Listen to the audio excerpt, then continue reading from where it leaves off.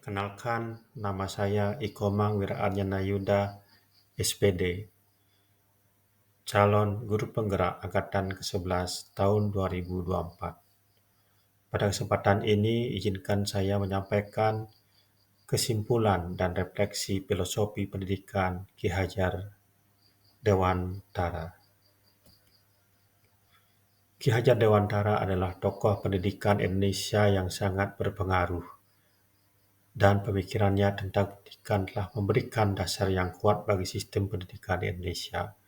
Berikut adalah kesimpulan dan penjelasan mengenai pemikiran-pemikiran utama Ki Hajar Dewantara.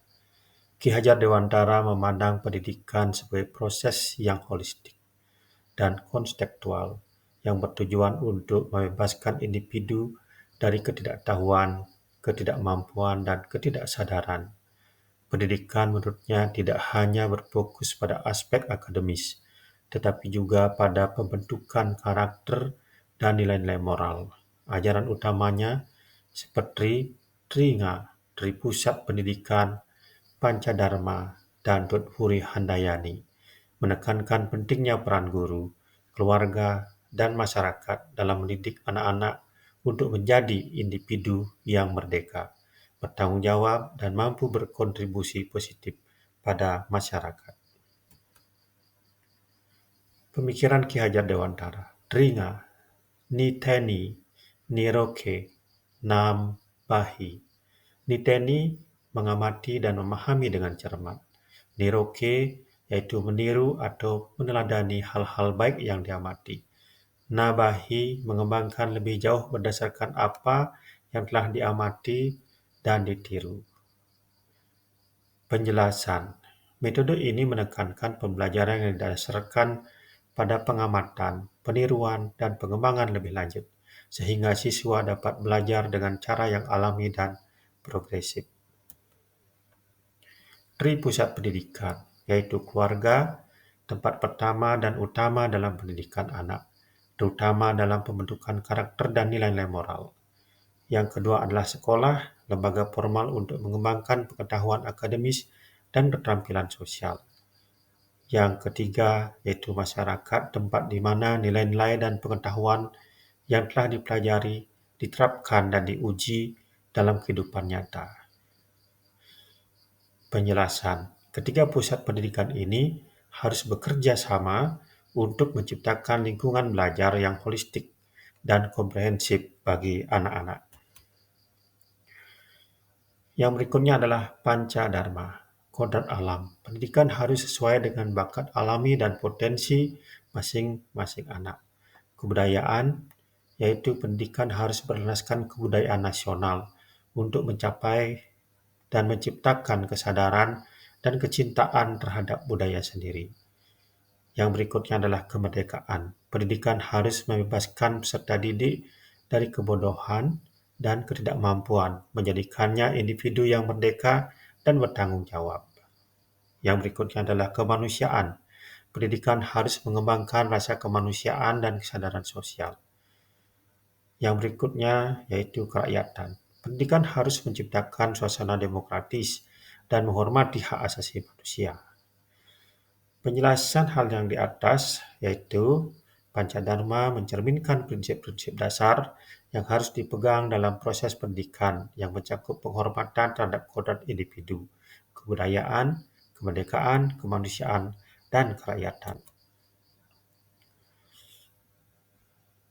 Yang berikutnya yaitu Tutpuri Handayani, Ingar Susung Tulodo, guru di depan memberikan teladan, ing madya mangun karsa, guru di tengah membangun semangat dan inisiatif, Tutpuri Handayani, guru di belakang memberi dorongan dan bimbingan.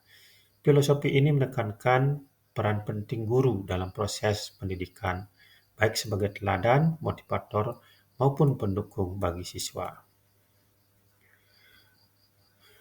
Apa yang Anda percaya tentang murid dan pembelajaran di kelas sebelum Anda mempelajari modul 1.1?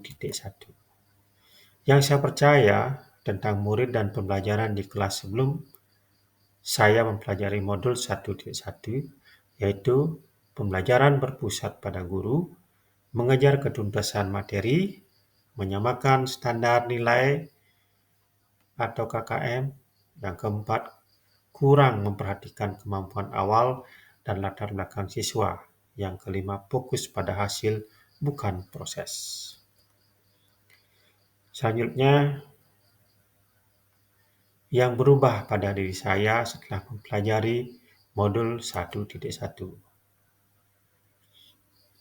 yaitu yang pertama, pembelajaran berpusat pada siswa atau student oriented.